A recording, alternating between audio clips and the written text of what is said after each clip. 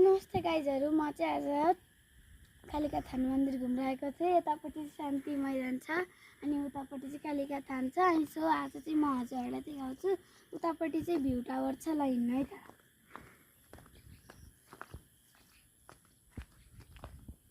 यो view tower हेर्न सक्नुहुन्छ, यहाँ बोर्डमा पनि लेखेको छ। हेर्नुहोस् त, यहाँ यस्तो राम्रो त्यो बोर्डमा पनि लेखेको छ र हेर्नुहोस् यहाँ यस्तो फोहोर फालेका छन्। यति राम्रो ठाउँमा र हजुरहरू आउनुहोस् त, म हजुरलाई देखाउँछु यहाँ कस्तो छ। तेरो की देखाउँछु यहाँ चाहिँ कति राम्रो बादलहरू छ, कस्तो राम्रो छ। सो यहाँपट्टि आउनु होला। हेर्नुहोस् यहाँ चाहिँ भ्यू कति राम्रो छ, खेतहरू जङ्गलहरू कति राम्रा छन्। देखाउनु।